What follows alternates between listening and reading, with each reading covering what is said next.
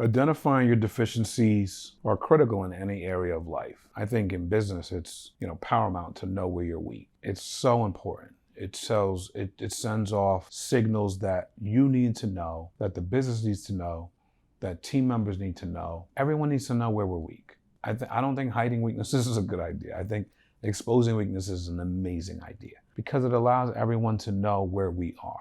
When we know where we're deficient at, now we know what to bring in to get our deficiencies in order. We need to, depending on how much leakage is in a deficiency, how much money are we losing, or how much money are we not making because of this deficiency, that's key.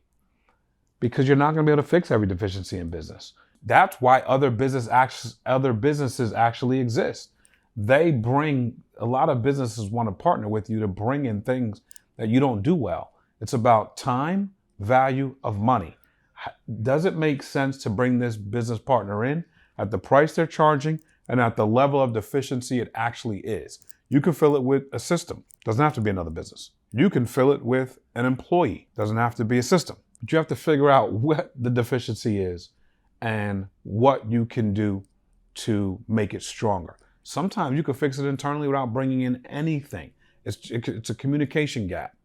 It's something that's hurting the business, but it's just a miscommunication between people that already exist here, systems that already live here.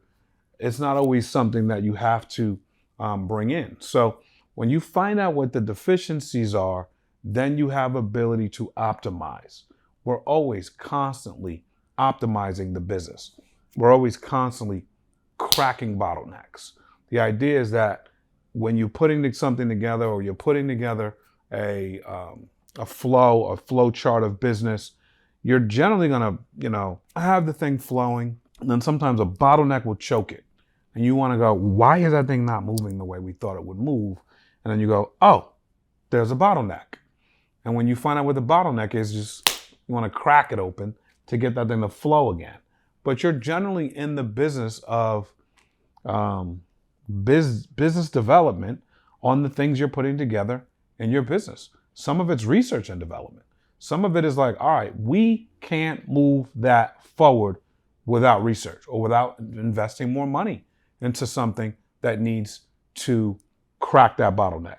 But all these things are what makes businesses flow day in and day out, and it's what's going to allow you to continue to grow in your business. The strengths are where you want to live, but if you don't know your deficiencies, then you don't really know what next move you need to make to scale the business appropriately.